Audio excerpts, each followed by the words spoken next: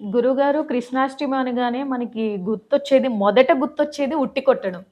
So, ఉట్టి కొట్టడానికి, కృష్ణాష్టమికి అంటే ఇది ఎలా స్టార్ట్ అయింది? ఉట్టి కొట్టడానికి, కృష్ణాష్టమికి సంబంధం ఏంటి? ఇది మామూలుగా ఏమిటంటే అమ్మా, ఇప్పుడు యాదవ కులంలో వీళ్ళందరూ కూడా ఇదైనటువంటి ఇది గదా! మామూలుగా వాళ్ళకేమిటి అంటే, ఈ కోలాటము ఆడటము, చెయ్యటము, ఈ చిన్న పిల్లవాడిని కృష్ణుడిని చూసి ఆ నోట, ఆ నోట ఈ చేసేటువంటి చిలిపి వ్యవహారాలు, గోవర్ధన గిరిని ఎత్తటము, ఎప్పుడైతే చిటికెన వేలి మీద గోవులన్నీ గూడా అయ్యో!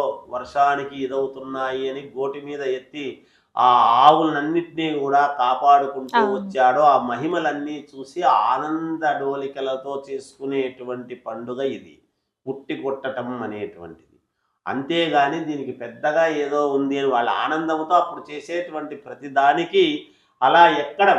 అలా ఎక్కుతూ ఉన్నప్పుడు ఏమిటి దాని ఆంతర్యం ఉంటే మనకు ఇవి ఊరికే చెప్పలేదు. ఇవన్నీ గూడా మనకు ఈ ఆనందముగా ఆడుకునేటువంటి ఆటలన్నీ గూడా ఆరోగ్యదాయకమైనటువంటిది, ఆలోచనాత్మకమైనటువంటి ఆటలవి.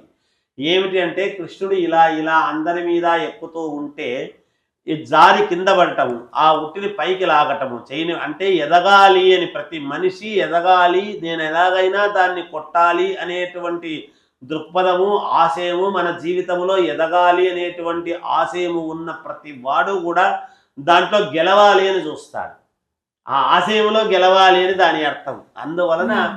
ఉట్టి కొట్టడము ఇలాంటివన్నీ కూడా చేయించి ఆటలు అనేటువంటివి ఆడేటువంటి విధానమే తల్లి. హ్మ్. అందుకు ప్రతి ఆటకు ఒక ప్రామాణికం ఉంది హ్మ్. ఆ ఆటల్లో కూడా. అందుకనే అలా వాళ్ళు ప్రతివాడు నా ఎయిమ్ ఏమిటి, నేను దాన్ని కొట్టాలి అని.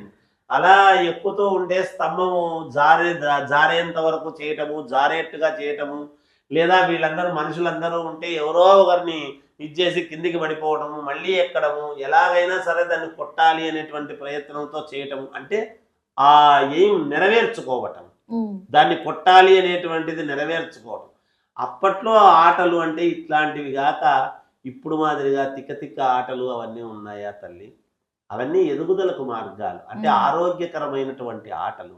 హ్మ్. అంటే పిల్లలు ఎంత బాలానాము రోదనం బలం అని. పిల్లలు చిన్న పిల్లలుగా గర్భవాసమందు ఉండేటువంటి పిల్లలు పుట్టిన వెంటనే ఏమవుతుందంటే ఎంత ఏడిస్తే ముందు వాడు ఏడుస్తాడు.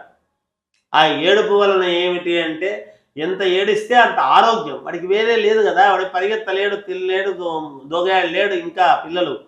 ఏమి అటు ఇటు తిరగలేడు, ఏమి చేయలేడు. ఏమీ చేయలేని పుట్టిన పిల్లలకు ఏమిటి బలం? వాళ్ళకి ఆరోగ్యం ఏమిటి అంటే ఏడిస్తే రోదనం బలం అన్నాడు. ఎంత ఏడిస్తే అంత మంచిది అన్నాడు. అది బలం చేకూరుతుంది.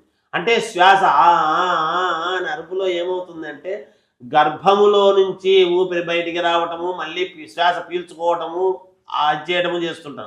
అదే ప్రాణాయాముగా ఇప్పుడు పెద్దవాళ్ళం పెట్టుకుంటున్నాం మనం. అవును. చిన్న పిల్లవాడు పుట్టుకతో ఎలా అయితే ఆ అని ఏడుపు గర్భంలో నుంచి బయటికి వదిలి ముక్కులో నుంచి శ్వాస పీల్చుకుంటున్నాడో, మనం ఇప్పుడు పొద్దున్నే తూర్పుముఖంగా కూర్చొని బుస్సు బుస్సని వదలడము, చేయడము చేసుకుంటూ ఉన్నాం మనం.